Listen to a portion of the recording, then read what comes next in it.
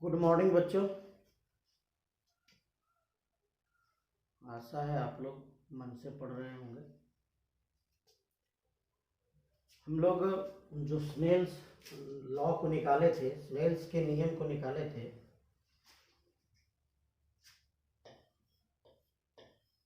Snail के नियम में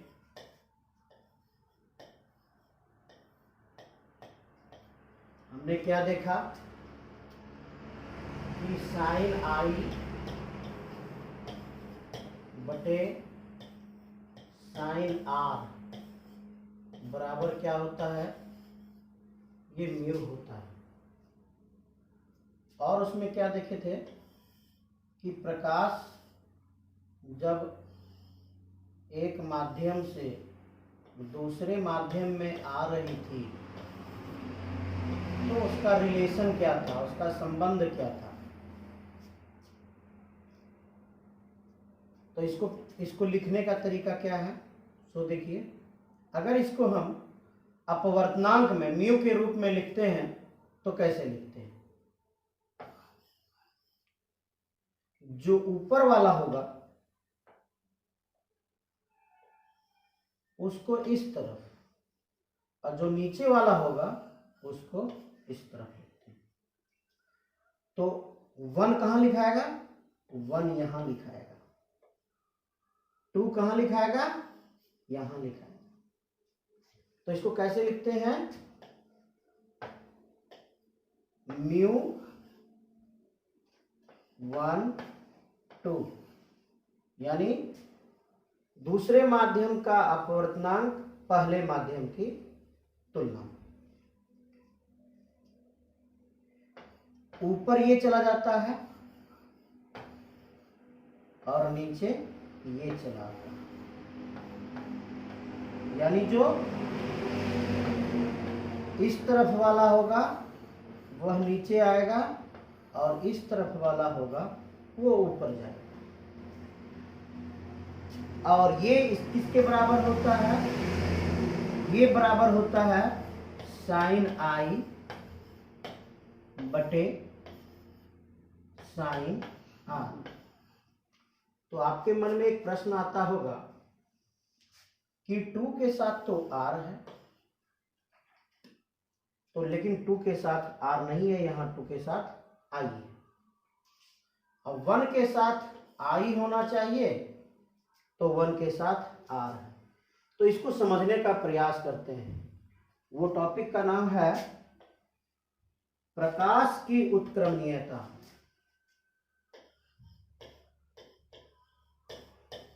प्रकाश की उत्क्रमणीयता।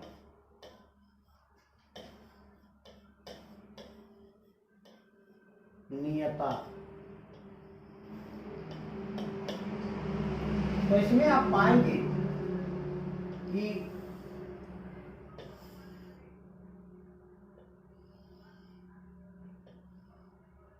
आई आर, इसमें आपने क्या पाया कि आई ग्रेटर देन आर। किरण कहां कहां से जा रही है, माध्यम 1 से माध्यम 2 में जा रही है। लेकिन घटना क्या घटित हो रही है, घटना यह घटित हो रही है कि किरण अभिलंब की ओर झुक रहा है। इसका अर्थ क्या हुआ, इसका अर्थ हुआ कि प्रकाश जो है विरल माध्यम से चलकर, प्रकाश विरल माध्यम से चलकर सघन माध्यम में प्रवेश कर रहा है।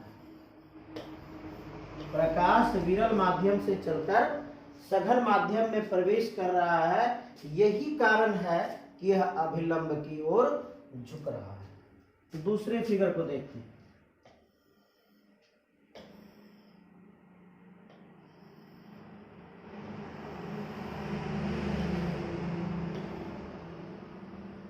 अब इसका नाम हम अलग मान लेते हैं। ये कोण आई डैश है, ये कोण आर डैश है,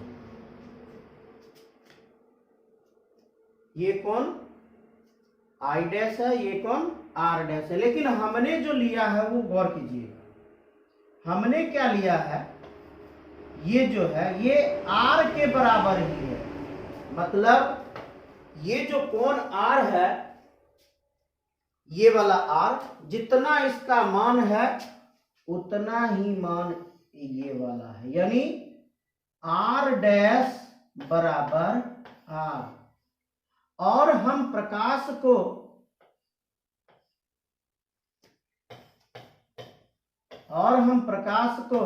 विरल माध्यम से,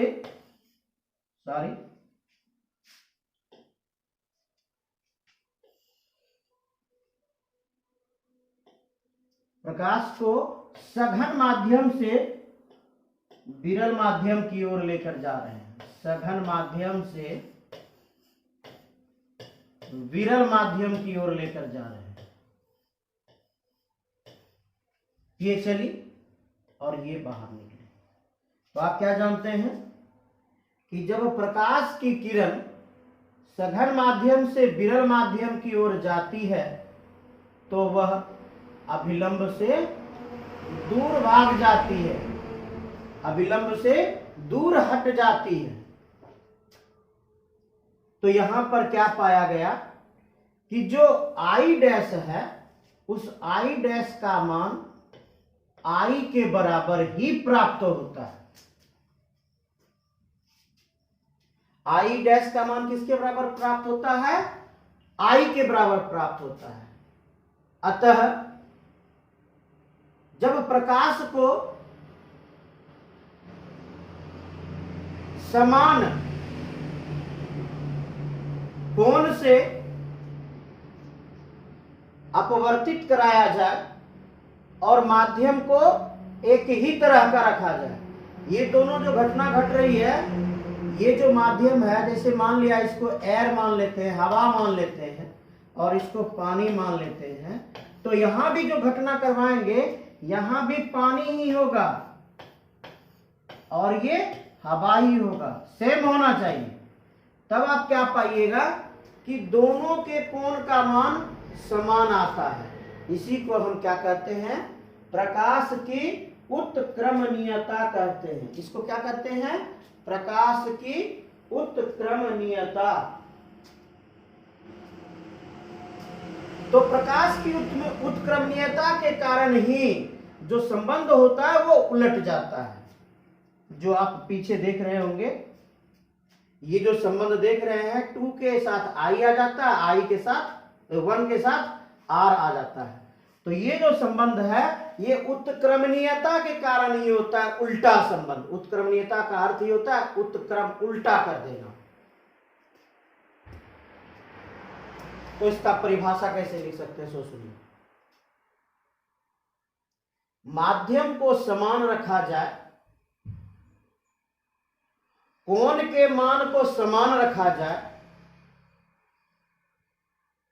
और प्रकाश के पथ को उलट दिया जाए तो पहले विरल माध्यम और सघन माध्यम की जो घटना घटित होती है वही घटना सघन माध्यम से विरल माध्यम में घटित होती है। इसी को प्रकाश की उत्क्रमणीयता कहते हैं। यही प्रकाश की उत्क्रमणीयता है। तो इसको लिखते कैसे हैं? म्यू क्या बताए थे? ऊपर वाला को इस तरफ, नीचे वाला को इस तरफ, बराबर। अब जब इसको पूरा लिखना चाहेंगे कैसे लिखेंगे? जो इस साइड है इसको ऊपर लिखेंगे, μ2 बटे μ1 बराबर साइन, आपको क्या बोले किया, उलट जाता है उत्क्रमणीयता के कारण, साइन आई बटे साइन आर। और यदि आप चाहें तो यहां से दिमाग लगा के भी याद कर सकते हैं। क्या? अब देखिए, अगर क्रॉस मल्टीप्लाई करते हैं तो क्या होता है? μ1 साइन आई बराबर म्यू टू साइन आर। इस चीज को गौर कीजिए कि जो 1 वाला है उसको किसके साथ गुना कर देंगे, आई के साथ। यानी ये 1 है तो इसको क्या कहेंगे, μ1 माध्यम कहेंगे। अगर μ1 माध्यम कहेंगे तो किसके साथ गुना कर देंगे, आई के साथ। और ये 2 है तो इसको क्या कहेंगे, μ2, इसको किसके साथ गुना कर देंगे, आर के साथ। देखिए यहां आपका रिलेशन मिल गया, μ1 sine I equal to μ2 sine R. इस तरह से आप इसको अपने आप में रख सकते हैं, अपने दिमाग में रख सकते हैं। और यदि आप इसको गुना करना चाहें तो आप मान भी निकाल सकते हैं। आगे चले, छोटा फिगर लेंगे। जैसे आप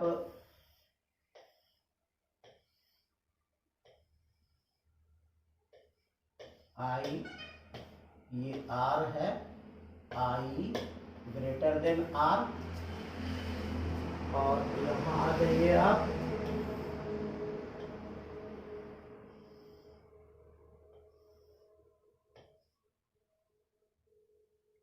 उत्क्रमणिका को लिखना है ना।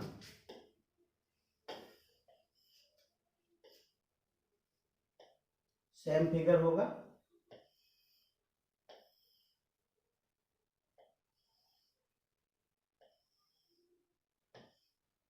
ये आर है, ये आई है। अभी तो फिगर सेम है, इसको उत्क्रमणिता करा के देखते हैं। उत्क्रमणिता में क्या घटना घटित होती है, इसका जो पथ है ये इस ओर से इस ओर है, माध्यम 1 से माध्यम 2 की ओर।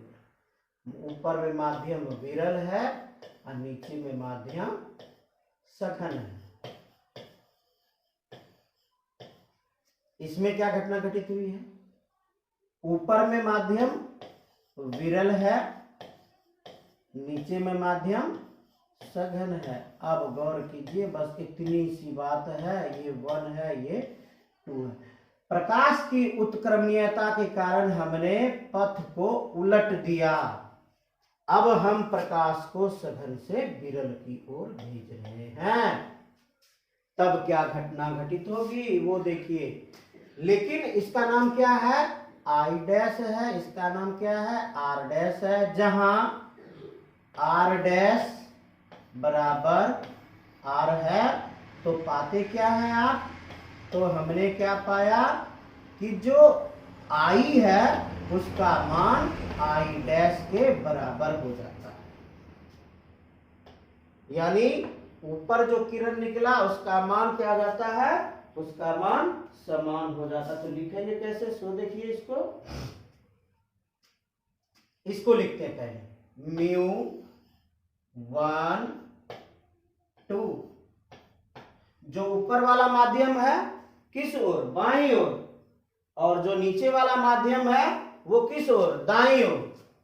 साइन आई बटे साइन आर।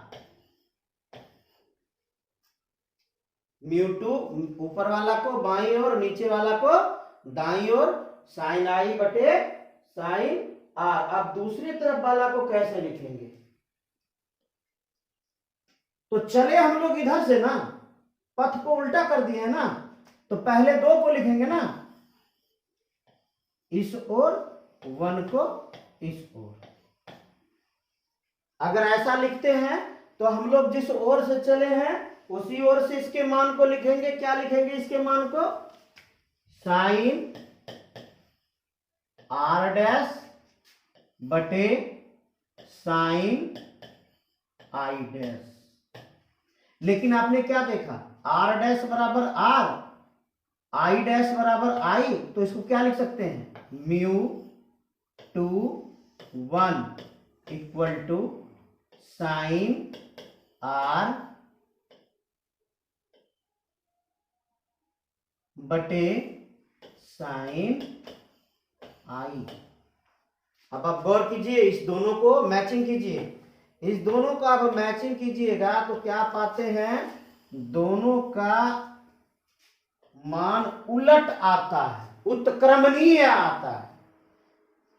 इसके मान से इसका जो मान है ठीक उलट है, ठीक उत्क्रमणीय है। अगर उत्क्रमणीय है तो इसको कैसे लिख सकते हैं?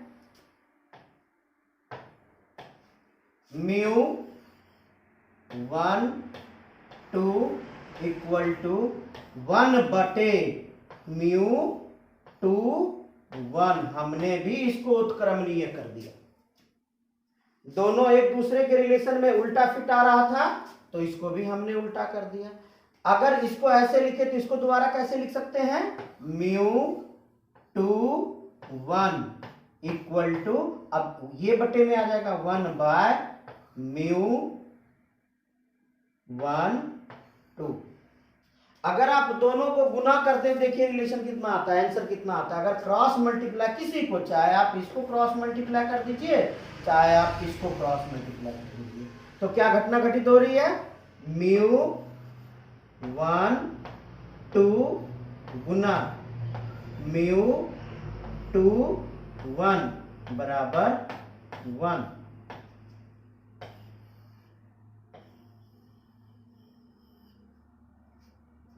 ये आपका रिलेशन आया कि दोनों का अगर हम गुना कर देते हैं तो दोनों का मान एक ही आएगा। अब इसको हम एक उदाहरण में पेश करते हैं। जैसे कि ऊपर में ये दो माध्यम है, माध्यम नंबर 1, माध्यम नंबर 2। ऊपर में कांच है और नीचे में पानी है। कांच के लिए क्या लेंगे? ग्लास, GLASS ग्लास, और पानी के लिए वाटर, W। तो कैसे लिखेंगे इसको? ऊपर वाला को इस तरफ यहां लिखे G, नीचे वाला को इस तरफ। तो ये क्या हो जाएगा? 1/, इसका ठीक उल्टा म्यू, W इधर चला आएगा, G इधर चला जाएगा। प्रकाश की उत्क्रमणीयता। अगर इसी को ठीक इधर लिखना चाहें तो mu W G equal to 1/म्यू। अब ठीक इसका उल्टा, यहां G यहां W, दोनों को क्रॉस मल्टीप्लाई कीजिए तो देखिए 1 आता है कि नहीं। अगर दोनों को, इसको और इसको गुना करते हैं तो इसका गुना इसके साथ, म्यू W G गुना म्यू G W। अगर ये इस साइड आ गया तो बचा कितना? 1 बचा। इसी को प्रकाश की उत्क्रमणीयता कहते हैं। यही प्रकाश की उत्क्रमणीयता है, और इसी उत्क्रमणीयता के कारण ही वहां जो मान बैठता है, ये जो मान आता है, ये मान ठीक इसके उलट आता है। कैसे लिखेंगे इसको? म्यू 2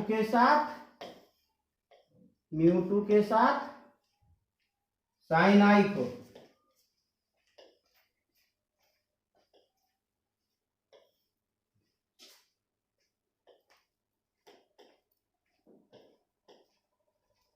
म्यू 2 बटे म्यू 1 बराबर 2 के साथ उल्टा ऊपर वाले को साइन आई, और 1 के साथ नीचे वाले को साइन आर। ऊपर नीचे नहीं जानिए, सीधा जानिए कि जो जिसके साथ होगा उसके साथ क्या कर देंगे?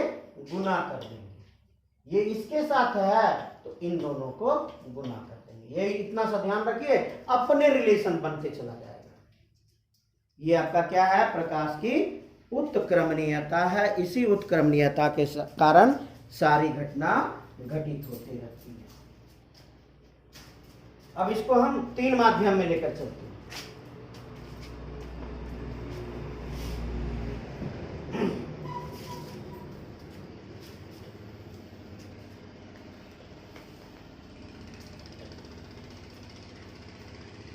ये कांच की सिल्ली है। ये क्या है? ये कांच की सिल्ली है। ये कांच की सिल्ली है, जिसको अंग्रेजी में क्या कह देते हो? Glass slab. ग्लास स्लैब कहते हैं इसको। ये ऊपर में हवा है, नीचे में भी हवा है, तो आप कह सकते हो कि ऊपर का अपवर्तनांक μ1 है और नीचे का अपवर्तनांक μ1 है। जो बीच का अपवर्तनांक है ये बदल गया है, तो इसको हम μ2 मान लेते हैं।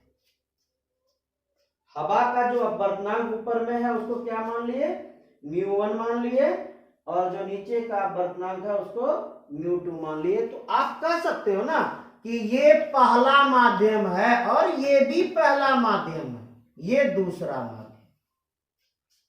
आइए अब आप अपवर्तन करवाते हैं इसके ऊपर।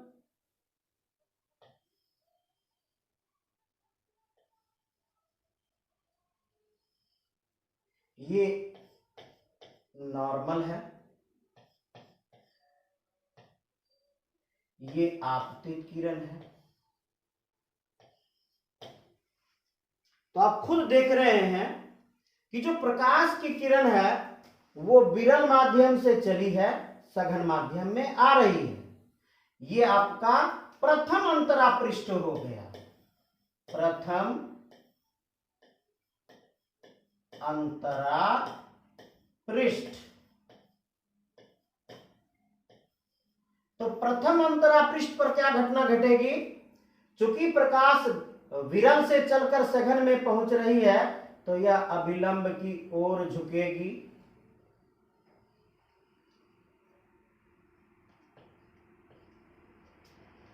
और कहां आपतित होगी, इसको कहते हैं द्वितीय अंतरा पृष्ठ। द्वितीय अंतरा पृष्ठ। तो ये कोण आई है, ये कोण आपका आर हो जाएगा। जब यहां पर आपतित हुआ तो यहां पर हमने अभिलंब बना दिया, ये आपका एन है, ये आपका एन डैश है। तो आप गौर कीजिएगा, दो रेखा एक दूसरे के समांतर है, इस चीज को देखेंगे। इधर वाले एन एन डैश को देखेंगे, ये है आपका एन, ये है आपका एन डैश, और दूसरी वाली जो रेखा है वो यहां से ऐसे, ये है आपका एन, ये आपका एन डैश है, और ये जो किरण चली है ऐसे करके यहां पर सटी है। ये इस कोण का नाम है आपका आर, तो इस कोण का क्या नाम होगा, आर। देखिए तो ये दोनों रेखा एन, अच्छा नाम चेंज करें इसको, अच्छा इसको दे देते हैं आपका एन एन डैश, ये हो गया N1, ये हो गया N2। तो एन एन डैश समांतर है N1 N2 का। अगर समांतर है तो दोनों कोण का मान बराबर होगा, इस कोण का मान और इस कोण का मान, ये गणित का रिलेशन है। तो इस कोण का नाम आर दिए तो इस कोण का भी नाम आपको आर देना होगा। अब प्रकाश की किरण क्या हो रही है, सघन माध्यम से विरल माध्यम में जा रही, कहां से, द्वितीय अंतरा पृष्ठ से, द्वितीय अंतरा पृष्ठ से सघन माध्यम से विरल में जा रही है, विरल में जा रही है तो अभिलंब से दूर भागेगी। इसका नाम है, इसका नाम है निर्गत किरण, निर्गत किरण। और अंग्रेजी में इसको क्या कहते हैं, अंग्रेजी में इसका नाम है इमर्जेंट,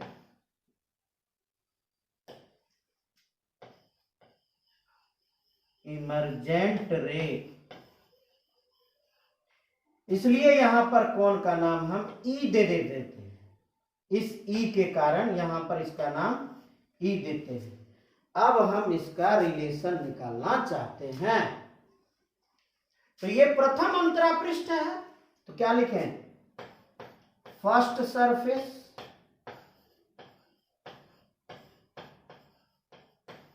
प्रथम अंतरा पृष्ठ पे क्या घटना घट रही है, ये आपका μ1 है ना, हाँ μ1 है, और ये आपका μ2 है। तो क्या रिलेशन आ जाएगा, म्यू टू, सीधा गुना कर दें आप, फिर बोल रहिएगा इसका गुना इसके साथ और इसका गुना इसके साथ। क्या करते हैं, लिख देते हैं mu one sine I equal to इसका गुना इसके साथ म्यू टू साइन आर। ये आपका समीकरण नंबर 1। अब कहां से चल रहे हैं, अब यहां से दूसरी तरफ आ रहे हैं। क्या लिखें, सेकेंड सरफेस, सेकेंड सरफेस यानी द्वितीय अंतरा पृष्ठ से क्या घटना घटित हो रही है, तो यहां से यहां आ रही है ना, तो क्या करेंगे, इसका गुना इसके साथ और फिर इसका गुना इसके साथ करते हैं। इसका गुना इसके साथ करेंगे तो क्या आ जाएगा, mu two sine R, mu two sine R. और इसका गुना इसके साथ करते हैं तो क्या आता है, म्यू वन साइन ई। ये हो गया आपका समीकरण नंबर 2।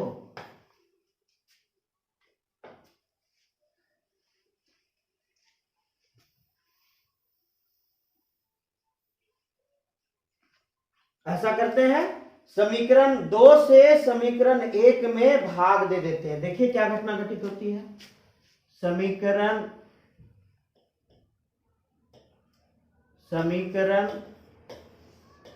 1 में 2 से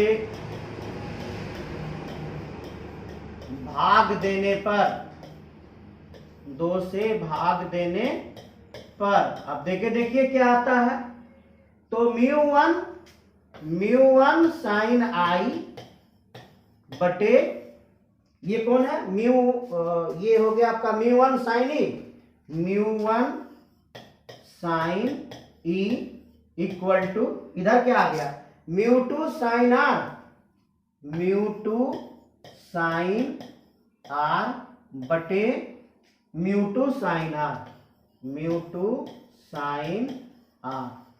ये दोनों कट हो गया, कितना आ गया, 1 आ गया, mu one sine I equal to, अब इसका गुना 1 के साथ क्या आ गया, mu one sine E, mu one cancel, sign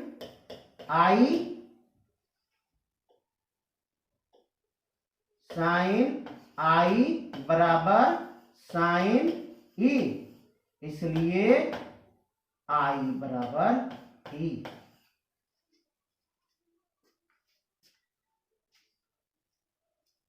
बस आप वीडियो को 1-2 बार गौर से देखिए, कागज कलम लीजिए और लिखते जाइए। आपको स्वतः रिलेशन कट के जैसे काट रहे हैं, कट के अपने आप निकल आएगा। इसका अर्थ क्या होता है कि ऊपर और नीचे यानी प्रथम माध्यम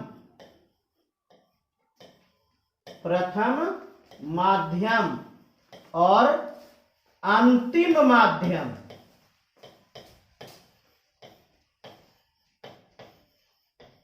क्या दिख रहा है आपको, प्रथम माध्यम और अंतिम माध्यम दोनों समान है।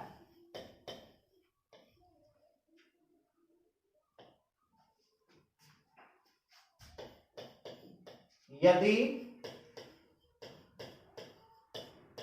प्रथम माध्यम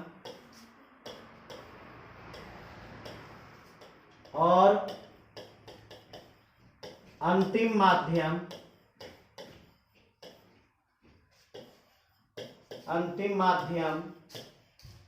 समान हो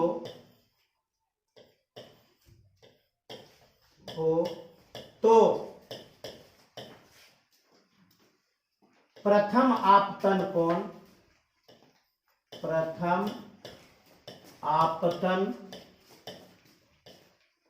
कोण आई जिसको आप बोलते हो, तथा अंतिम निर्गत कोण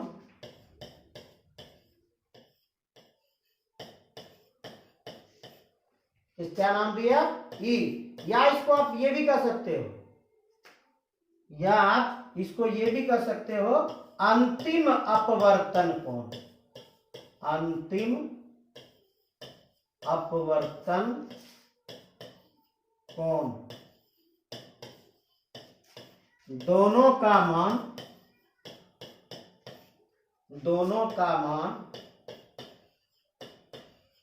समान होगा,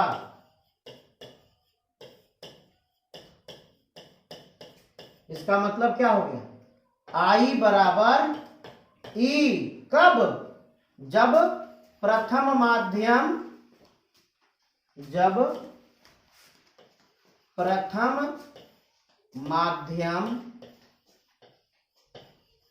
बराबर अंतिम माध्यम होगा, जब प्रथम माध्यम बराबर अंतिम माध्यम होगा तो आपतन कोण का मान निर्गत कोण या अंतिम अपवर्तन कोण के बराबर होगा। अब इसके लिए आपको हम एक उदाहरण दे रहे हैं कि आपके पास एक कांच का गोला है,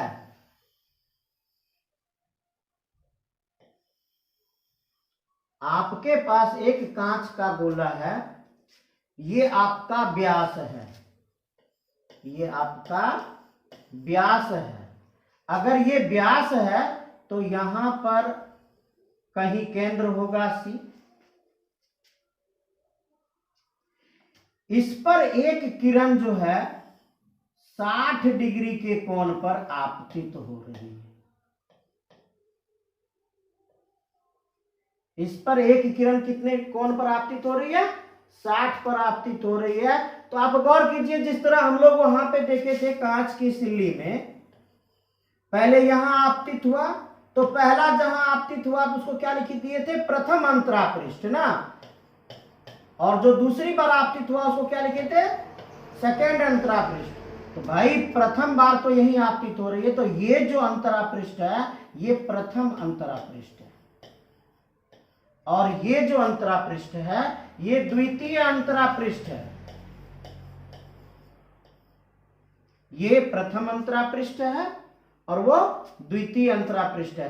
तो क्या होगी, प्रकाश की किरण यहां से, ये कांच है ना, कांच, इसका अपवर्तनांक क्या ले लेते हैं, μ2, इधर हवा है ये μ1 हो गया, इधर हवा है ये μ1 हो गया। आपको इसी चीज को दिखाना चाह रहे हैं कि आप कैसे बना सकते हैं।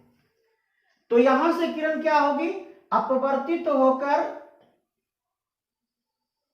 अभिलंब की ओर झुकेगी और वहां जाकर स्ट्राइक कर देगी। ये 60 डिग्री है, इसका पता नहीं, ये कोण I है। अब इसको क्या करते हैं, इसको हम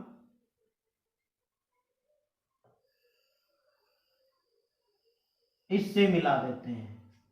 तो ये किसका कार्य करेगा, ये अभिलंब का कार्य करेगा। जो मिलाते आप दर्पण में पढ़े होंगे कि वक्रता केंद्र को यदि वक्र भाग, गोलीय दर्पण के वक्र भाग के किसी भी बिंदु से मिला देते हैं तो वो क्या किसका कार्य करता है, अभिलंब का कार्य करता है। तो ये तो आपका n हो गया ना, तो ये भी, अब अगर वो n हुआ तो इसको देखिए, ये त्रिज्या r है, यहां से यहां की दूरी देखिए तो त्रिज्या r है, और यहां से यहां की दूरी देखिए ये भी तो त्रिज्या r है। अगर इसको भी मिला देते हैं तो ये किसका कार्य करेगा, ये अभिलंब का कार्य करेगा। अगर इस कोण का मान r है तो इस कोण का मान भी r होगा। अब ये किरण कहां से कहां जा रही है, सघन से विरल में जा रही है, तो अभिलंब से दूर हट जाएगा। अगर इसको ई रख लेते हैं तो इसको सॉल्व कर सकते हैं, कैसे, सेम सूत्र। अगर आप चाहें तो डायरेक्ट सूत्र लगा सकते हैं, कोण I बराबर कोण E, तो I का मान 60 डिग्री, तो E का मान कितना होगा, 60 डिग्री। अगर आपका मन है कि हम ऐसे सॉल्व नहीं करेंगे तो आप इस सूत्र पे सॉल्व कीजिए, आप इस सूत्र पे सॉल्व कीजिए, लॉन्ग में सॉल्व कीजिए, आपकी मर्जी। इस सूत्र पे उसको सॉल्व कर सकते हैं और कोशिश करेंगे कि आप लॉन्ग में सॉल्व कीजिए ताकि आपको एक बार प्रैक्टिस हो जाए कि भाई ये सूत्र सही। और जब प्रैक्टिस कर लीजिएगा तो आपको आसान लगेगा बनाने में, इसलिए आप कोशिश कीजिएगा इसको लॉन्ग सूत्र से साबित करने के लिए। तो हम तो आपको बता ही दिए ये कोण का मान 60 डिग्री है तो ये कोण का मान भी 60 डिग्री होगा, क्योंकि अगर दोनों तरफ का माध्यम समान हो तो आपतन कोण का मान निर्गत कोण के बराबर होता है। चलिए धन्यवाद, लेकिन सब्सक्राइब जरूर कीजिए, लाइक जरूर कीजिए, वीडियो जरूर देखिए, वीडियो देखिएगा 2-3 बार देखिए, आपको आसान होगी समझ आने में, आसानी से आप समझ जाइएगा, तभी आपसे न्यूमेरिकल सॉल्व होगा। बात बाकी धन्यवाद।